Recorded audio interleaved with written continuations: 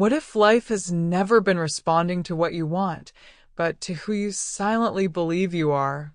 This is the invisible mechanism most people never notice. They ask for change, pray for abundance, visualize love, repeat affirmations, and still feel trapped inside the same patterns. Not because the universe is ignoring them, not because they are unworthy, but because reality does not mirror the desire you express for a few minutes a day. It mirrors the identity you inhabit every hour without questioning it. You may say you want more peace, yet move through the day expecting conflict. You may say you want prosperity, yet feel suspicious when something good arrives. You may say you are ready for love, yet interpret every silence as rejection before the other person has even spoken. And here is where everything begins to shift. Your life is not built only from actions. It is shaped by the self-concept behind those actions. Two people can take the same step, send the same message, enter the same room, and create completely different outcomes because one moves from inner certainty while the other moves from hidden fear. So before asking why life has not changed yet, a deeper question must be faced. Who is the version of you standing before the mirror of reality? Why do two people walk through the same world and live completely different lives? Look closely. They may share the same city, the same economy, even similar beginnings. Yet one experiences expansion, connection, and opportunity, while the other encounters resistance, rejection, and limitation. At first glance, it seems like luck, timing, or external advantage. But beneath the surface, something far more precise is operating. Each person is not reacting to reality itself. They are responding to their interpretation of it. One sees a delayed reply and assumes disinterest. Another sees the same delay and assumes the other person is simply busy. One receives feedback and hears criticism. Another hears guidance. The event is identical, but the meaning assigned to it transforms the emotional response, the behavior that follows, and ultimately, the outcome that is created. This is where the hidden architecture of reality reveals itself. Your mind is not a passive observer. It is an active filter, constantly selecting, organizing, and assigning meaning to everything you experience. And that meaning is not random. It is shaped by your beliefs, your past conditioning, and the identity you have practiced for years. So the question becomes more subtle, more powerful. Are you reacting to what is happening or to what you expect to happen? Because once you see this, a deeper realization begins to emerge. If interpretation shapes experience, then changing your life may not begin with changing circumstances, but with transforming the lens through which you see them. And that lens is not fixed. If this is already shifting how you see your reality, take a moment to subscribe and like the video. It helps bring this message to more people who are ready for this awareness. Now let's go deeper. What if you have never truly experienced reality as it is only as your mind allows you to see it? Every moment you live passes through an invisible filter before it reaches your awareness. This filter is built from your past experiences, emotional imprints, expectations, and the quiet assumptions you carry about yourself and the world. It operates so quickly, so automatically, that you rarely question it. You simply call it reality. But pause for a moment. If two people can witness the same event and walk away with completely different interpretations, then the event itself is not the defining factor. The meaning assigned to it is. This means your mind is not just observing life. It is shaping the version of life you perceive. Think about how often you anticipate outcomes before they happen. You read a message and instantly predict its tone. You enter a room and feel either welcomed or judged before anyone speaks. These reactions are not responses to objective reality. They are reflections of an internal narrative that has been repeating long before this moment. And here is the deeper implication. If your perception is filtered, then your reactions are conditioned. And if your reactions are conditioned, then your results are not accidental. They are consistent extensions of that internal pattern. So a new question begins to open. What if the life you are experiencing is not fixed, but continuously generated through the way you interpret it? Because once you see that your mind is not just receiving reality, but actively constructing your experience of it, the idea of change no longer feels distant. It becomes immediate. Have you ever noticed how the same situation can feel like an opportunity to one person and a threat to another? A new job offer appears. One person feels excitement, expansion, possibility. Another feels pressure, doubt, the fear of not being enough. A message arrives late. One mind remains calm. Another spirals into uncertainty. Nothing external has changed, and yet the internal experience and the outcome that follows moves in completely different directions. This is where the mechanics of reality become deeply personal. Life does not arrive labeled. It does not announce, "This is good," or "This is dangerous." It presents neutral events. And then your identity assigns meaning in an instant. If you carry a self-concept rooted in trust, you interpret uncertainty as space. If you carry a self-concept shaped by past disappointment, you interpret that same uncertainty as risk. And from that interpretation, your emotional state is activated, and from that state, your behavior emerges. You either move forward or withdraw. You open or close. You engage or protect. And here is the part most people miss. The result that follows is not created by the event itself, but by the chain reaction triggered inside you. So when something in your life feels like resistance, a deeper question begins to matter. Is this truly an obstacle, or is it your current identity interpreting it as one? Because if meaning is assigned, not inherent, then the power to transform your experience is already within you. And that changes everything. What if nothing in your life is happening to you, but simply being reflected back to you? This idea can feel confronting at first, because it removes the illusion that life is judging, rewarding, or punishing you. But what if reality is far more precise than that? What if it operates like a perfect mirror, neutral, consistent, and incapable of distortion, only reflecting the image placed before it? A mirror does not decide what it shows. It does not argue, interpret, or correct. It simply reflects what is there. And in the same way, reality does not respond to what you wish were true. It reflects what you have accepted as true within yourself. If you stand before a mirror with doubt, the reflection cannot show confidence. If you carry a sense of lack, the mirror cannot display abundance. Not because something is withholding it from you, but because the input defines the output. This is where responsibility becomes power. Not the heavy kind that blames you for every outcome, but the liberating kind that reveals your influence over your experience. Because if reality is neutral, then it is not against you. It is not resisting you. It is not delaying your life out of judgment. It is simply waiting for clarity. So a deeper question begins to emerge.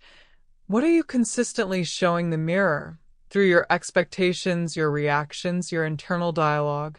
Because whatever that is exactly what will continue to appear. Why do affirmations sometimes feel powerful for a moment, and then reality returns exactly as it was? You repeat the right phrases. You visualize the outcome. You try to think positively. And yet, beneath those efforts, something unchanged continues to shape your results. It's subtle, almost invisible, but it's always there. The mirror does not respond to what you say occasionally. It responds to what you are consistently being. Words can momentarily influence your state, but identity defines your baseline, and reality reflects that baseline with precision. If, deep within, you still see yourself as someone who struggles, doubts, or expects things to fall apart, then even the most perfect affirmation becomes surface-level noise. This is why some people speak with certainty and see results while others repeat the same words and feel no shift. It's not the sentence. It's the alignment behind it. Think of identity as the signal you are constantly transmitting, not through language alone, but through emotion, expectation, and unconscious reaction. This signal is stable, repetitive, and deeply familiar. And that familiarity is what reality recognizes. So when there is a mismatch, when your words say one thing, but your identity holds another, the mirror does not split the difference. It reflects the stronger pattern. This leads to a powerful realization. Transformation does not begin with better phrases, but with a different self-concept. And that raises a new question. If identity is the signal, how do you begin to change what you are consistently transmitting? What if your most honest beliefs about yourself are not found in what you say, but in how you react? Not in the calm moments when everything feels aligned, but in the unexpected pauses, the delays, the silence, the uncertainty. These are the moments where your practiced identity steps forward without effort, unfiltered, automatic, and deeply revealing. Someone doesn't reply. Do you feel grounded or instantly question your worth? A plan changes. Do you adapt or assume something is going wrong? An opportunity appears. Do you move toward it or hesitate, waiting for confirmation that you deserve it? These reactions are not random. They are patterns. And those patterns are shaped by the identity you have been rehearsing internally for years. This is why two people can face the same situation and respond in completely different ways. One remains centered, interpreting events from stability. The other reacts from insecurity, interpreting events through fear. The external trigger is the same, but the internal identity determines the meaning, the emotion, and the behavior that follows. And here is where awareness becomes transformative. Your reactions are not flaws to suppress. They are signals to observe. They show you, in real time, what you believe is normal, expected, and possible for you. So instead of asking, "Why did this happen?" a more revealing question emerges. What part of me reacted this way? And what does that reveal about who I think I am? Because once you can see your reactions clearly, you begin to see the identity creating your reality. Have you ever felt like you truly wanted something, yet somehow kept moving in the opposite direction? You say you want abundance, but feel tension when money arrives. You say you want love, but feel uneasy when someone gets too close. You say you want change, but hesitate the moment it becomes real. It's confusing at first, until you realize that desire alone does not create movement. Belief does. Desire is a signal of direction. But belief is the force that allows you to move in that direction without resistance. When desire and belief are aligned, action feels natural. You don't overthink. You don't question every step.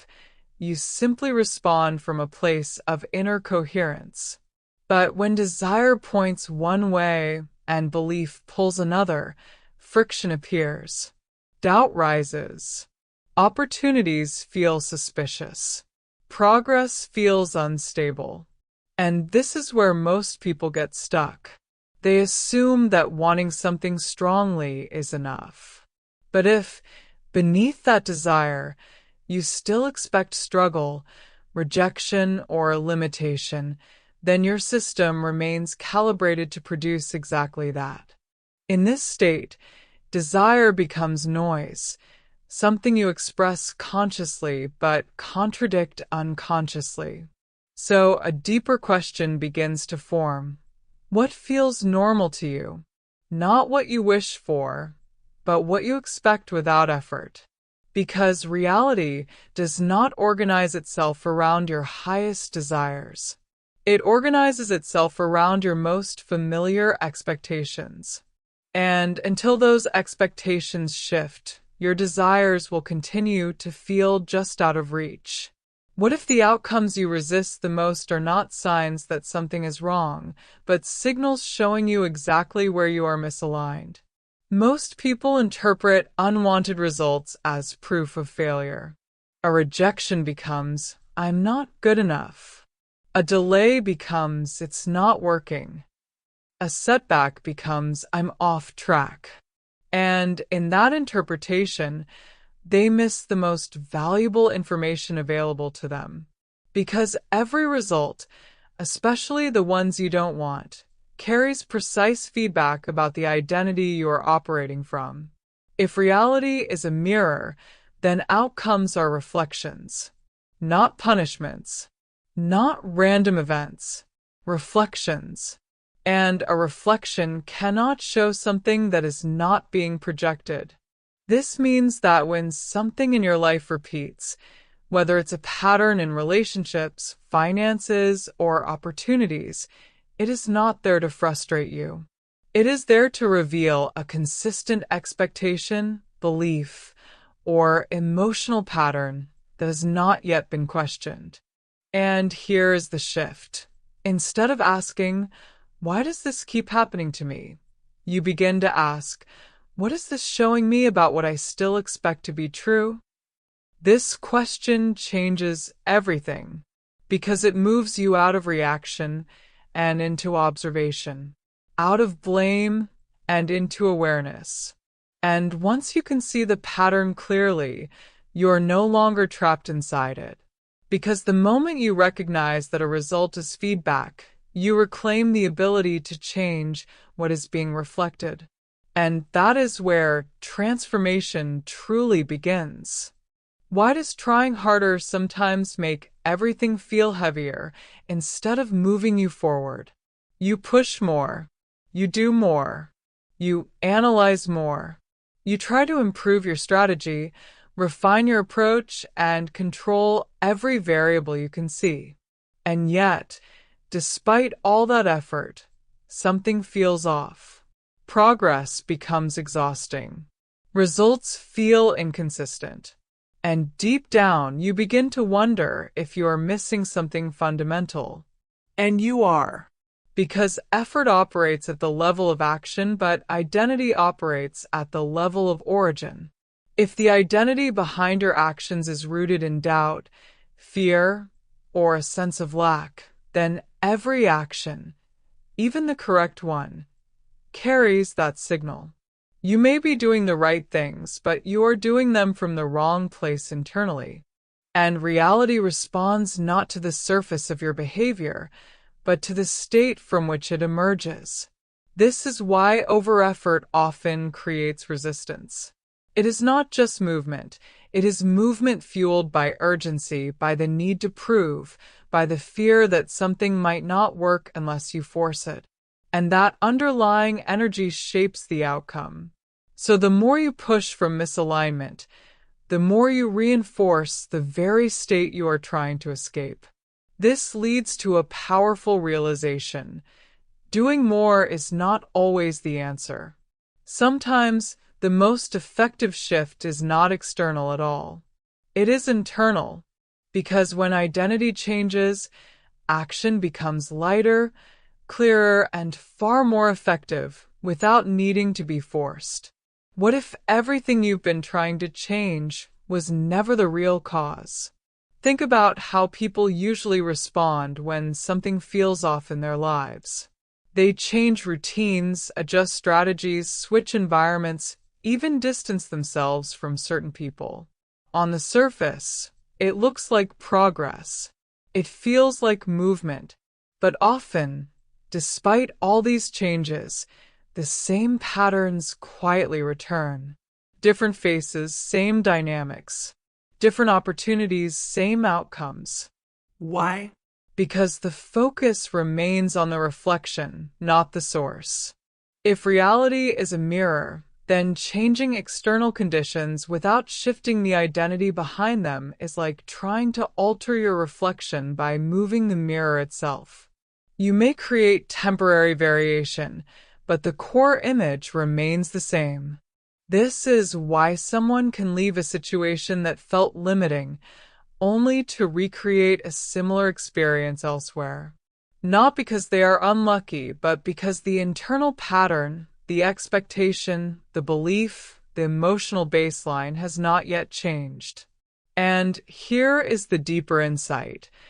The source is not your circumstances. It is the identity interpreting those circumstances and generating consistent responses. So instead of asking, "What do I need to change out there?" a more transformative question emerges. What part of me keeps producing the same pattern, regardless of where I go? Because once the source shifts, the reflection cannot remain the same. And that is where true, lasting change begins. What if the most powerful question you could ask yourself is not, "What should I do next?" but "Who am I being right now?" This question shifts the entire direction of your awareness, because it moves you away from surface-level problem-solving and into the deeper layer where reality is actually being shaped. Most people are trained to focus on action. Do more. Fix more. Improve more. And while action has its place, it is not the origin of your results. It is the expression of something deeper. Your internal state, your self-concept, your identity in motion. The same action, taken from two different identities, can produce completely different outcomes. Imagine sending a message from calm confidence versus sending the same message from anxious anticipation. The words may be identical, but the energy behind them is not. One invites connection. The other subtly communicates need. And reality responds accordingly. This is why asking, "What should I do?" can sometimes keep you stuck, because it assumes that action alone will create change. But asking, "Who am I being?" brings your attention to the source of that action, the internal position from which everything flows. And once you begin to observe yourself from this perspective, something profound happens. You stop reacting automatically. You start choosing consciously. So the next time you feel uncertain, instead of searching for the perfect move, pause and ask yourself, from what identity would the next step naturally emerge? What if nothing in your life can truly change until the version of you looking at it changes first? This is where the shift becomes undeniable. You can adjust your environment, refine your actions, and even improve your habits. But if the identity behind all of it remains the same, the results will eventually return to familiar patterns. Because reality does not update based on effort alone. It updates when the observer changes. Think about it.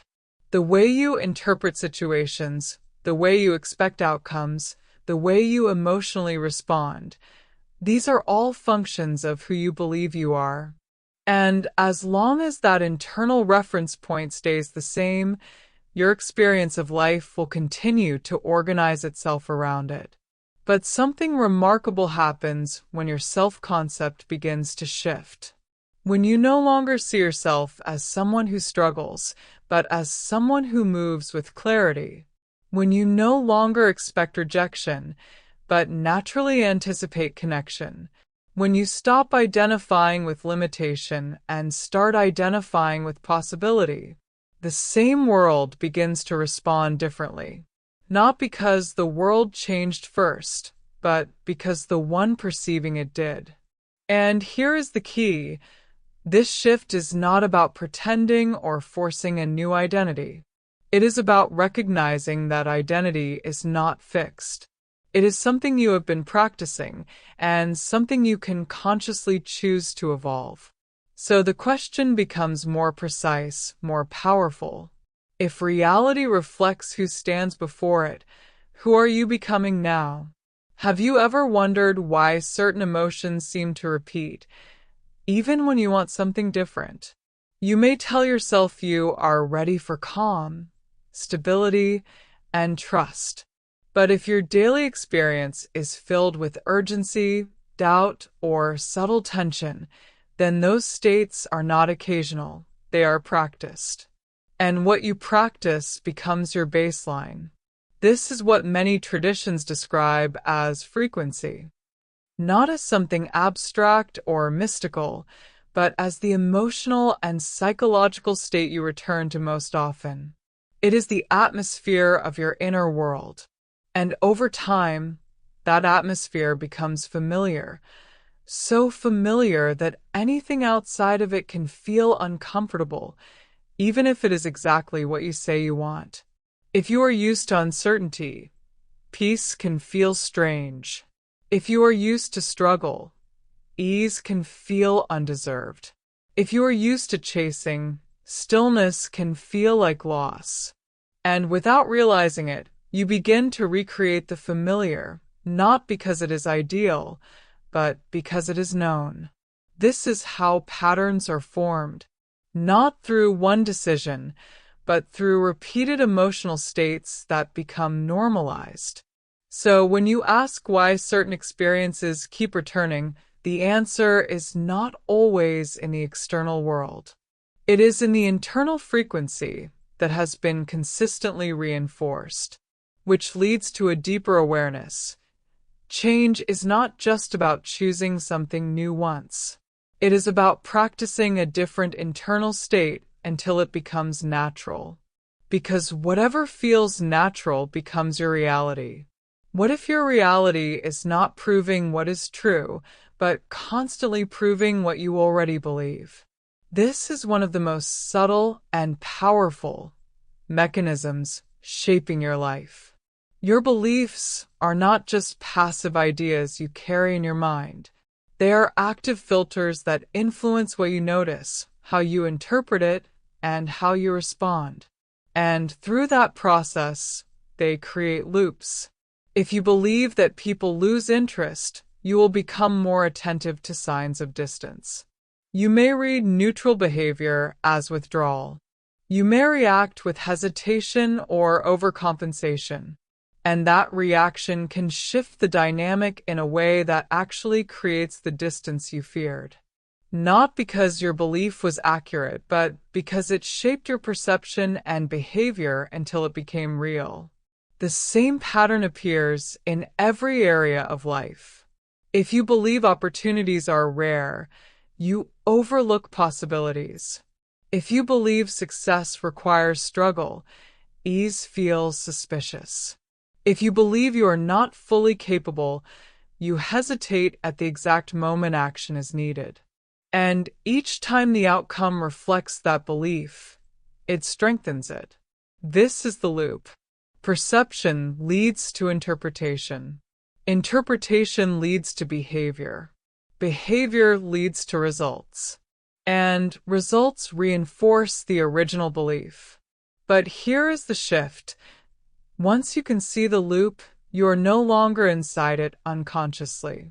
Because the moment you question a belief, you interrupt the cycle that has been quietly shaping your reality all along.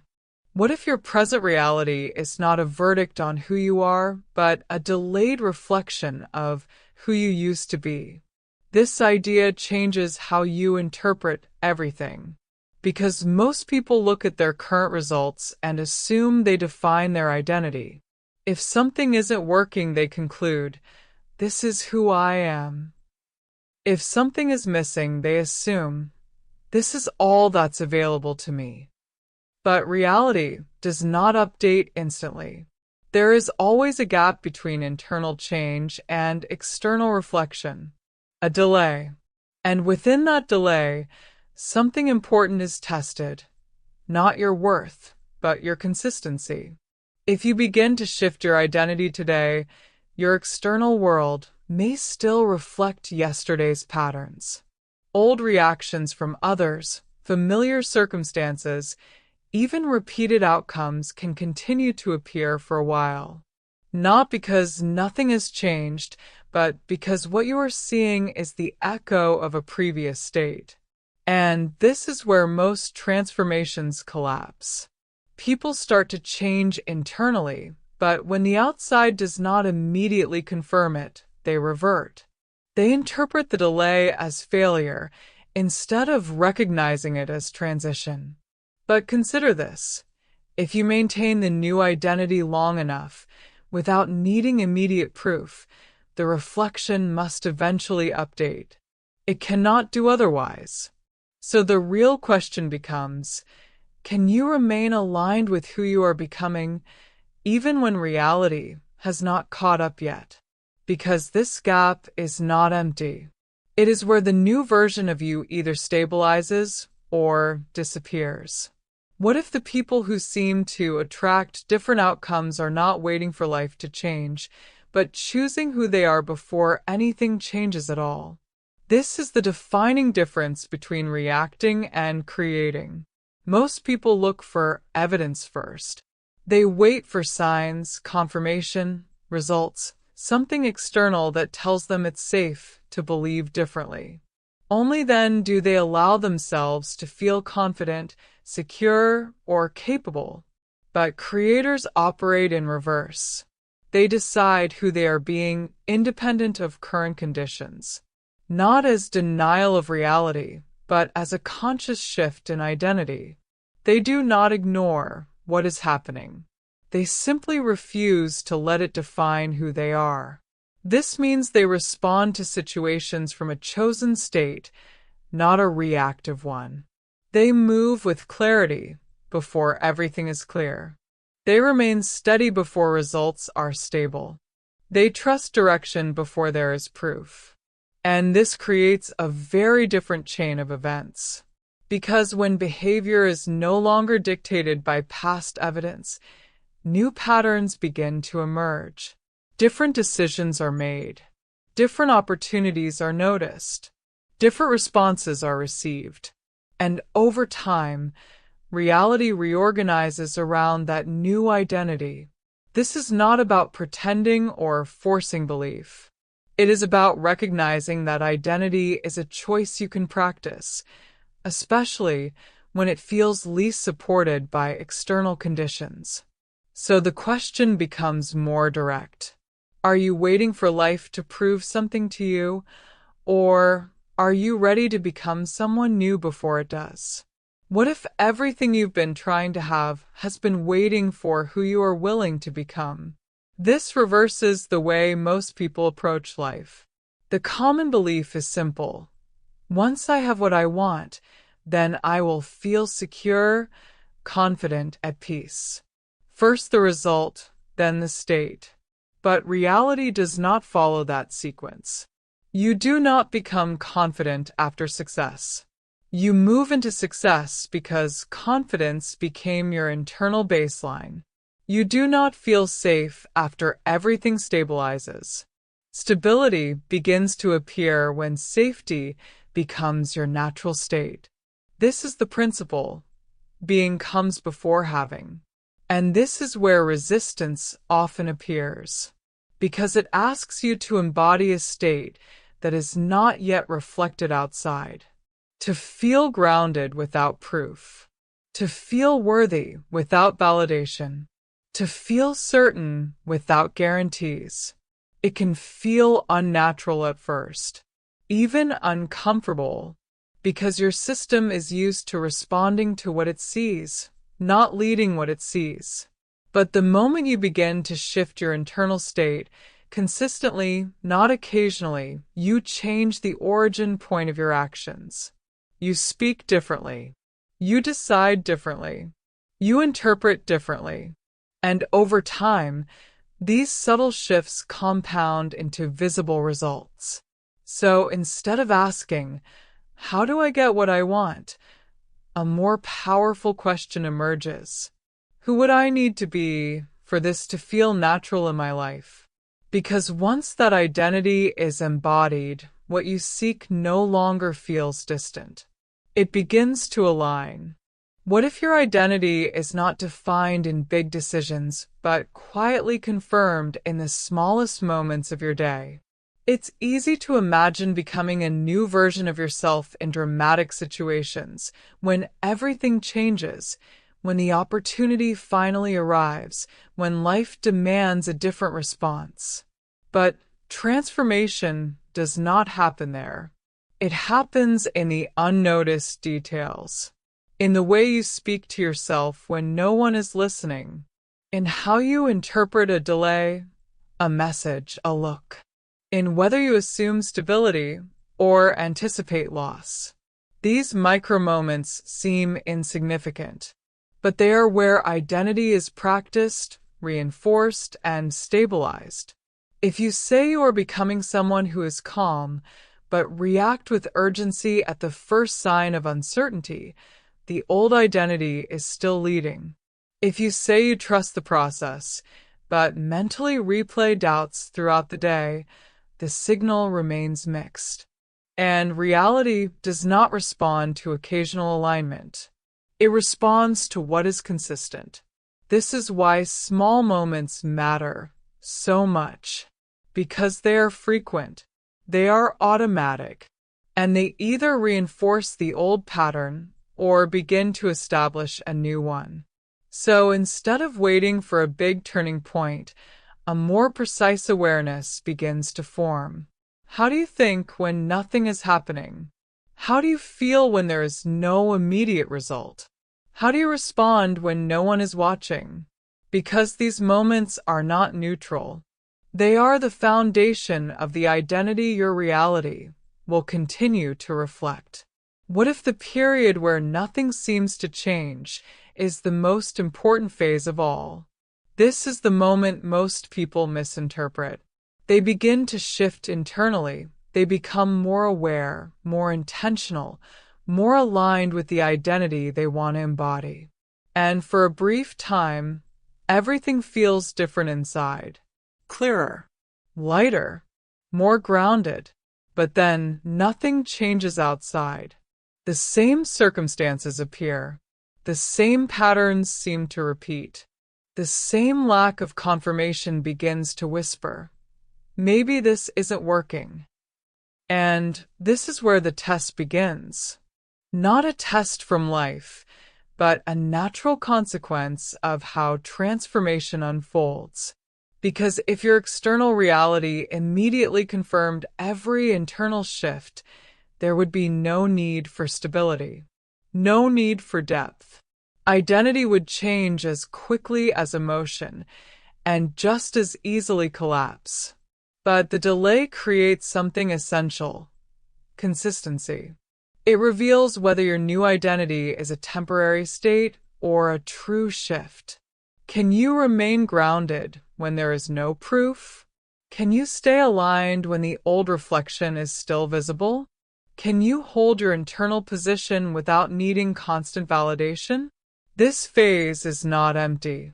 It is where the new identity either roots itself or dissolves back into the familiar. Because the moment you return to doubt, urgency, or fear, you signal a return to the previous pattern. But if you remain steady, quietly, consistently, something begins to reorganize. Not instantly, but inevitably. What if the moment everything feels most inconsistent is actually the moment you are closest to change? This is where confusion often peaks. You begin to shift internally. You think differently, respond differently, feel more aligned, and yet externally, life seems to present the opposite.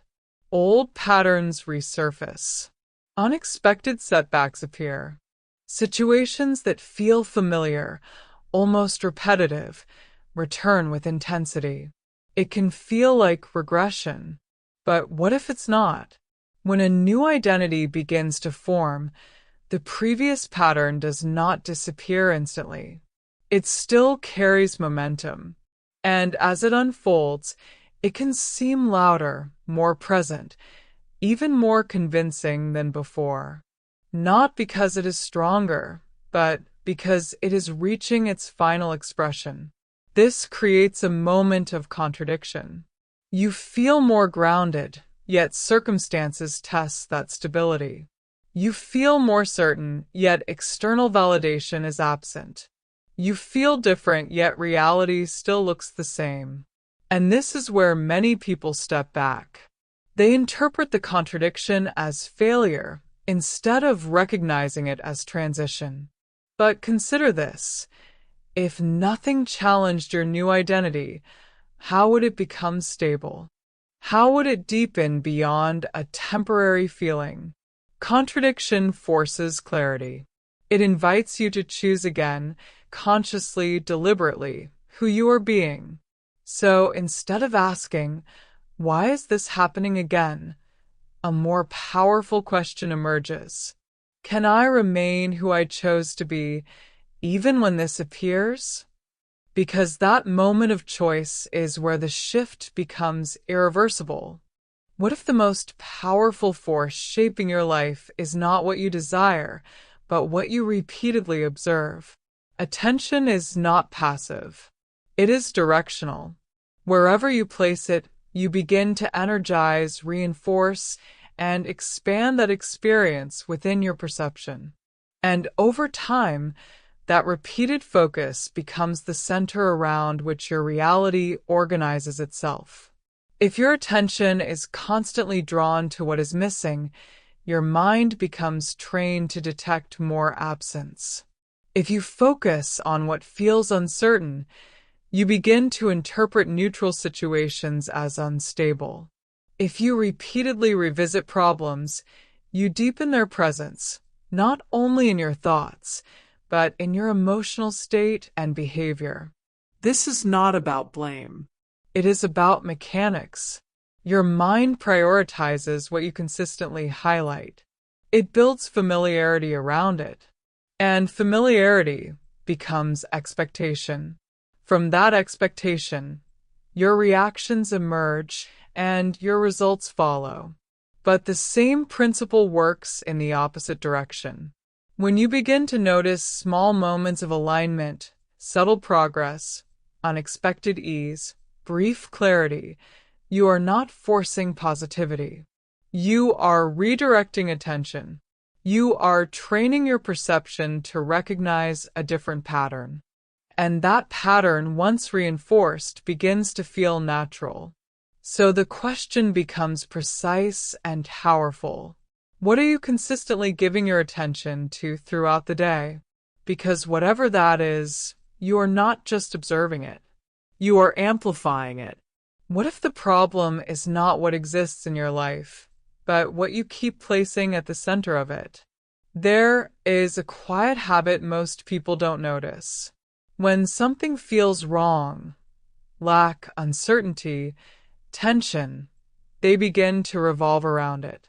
They think about it, talk about it, analyze it, try to solve it from every angle.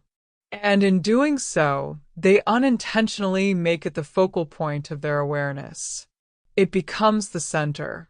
And whatever becomes the center becomes the reference point for everything else.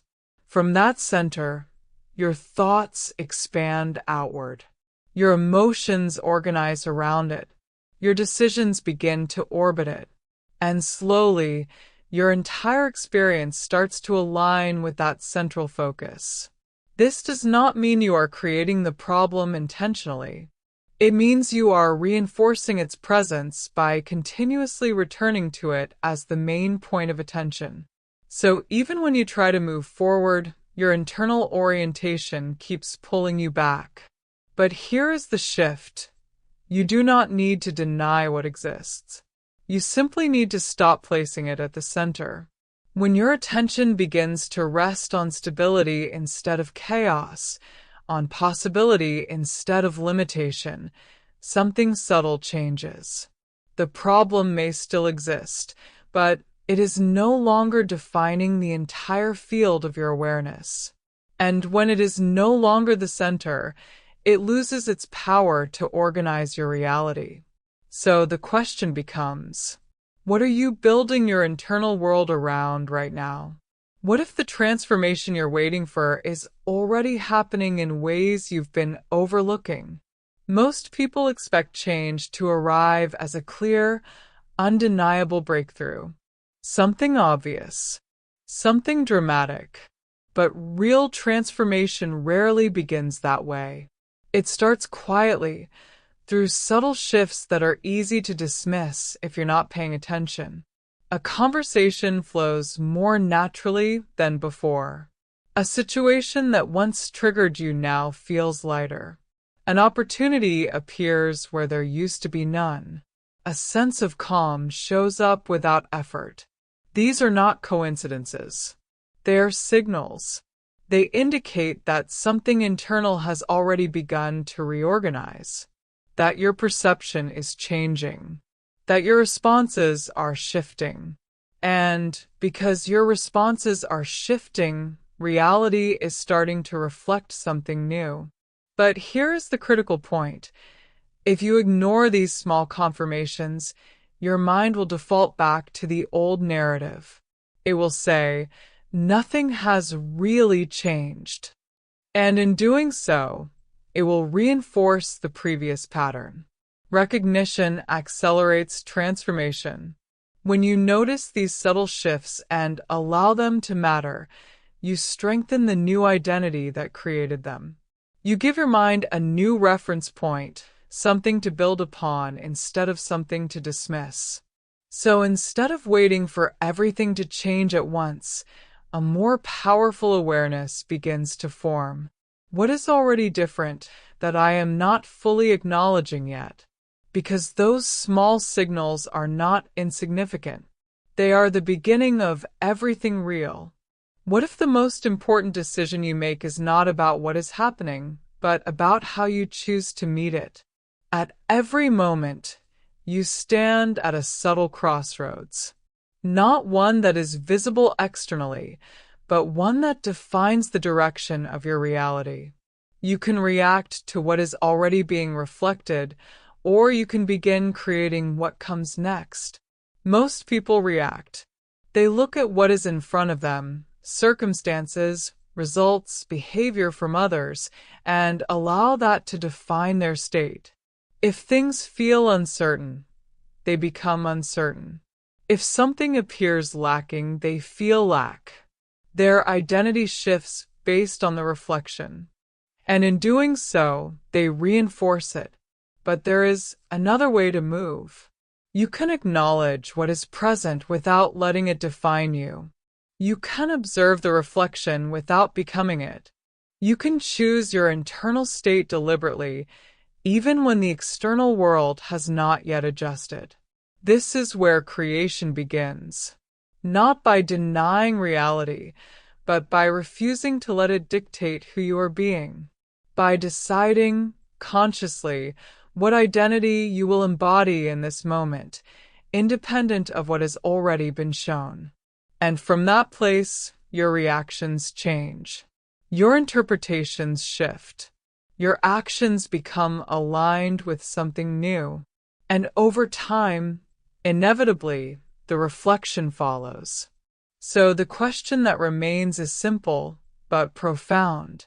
Will you continue reacting to what has already been created, or are you ready to choose who you become next? If this shifted the way you see your reality, subscribe to the channel and stay connected. Like the video and share it with someone who's ready to step into a new identity. Your next reality begins with the choice you make now.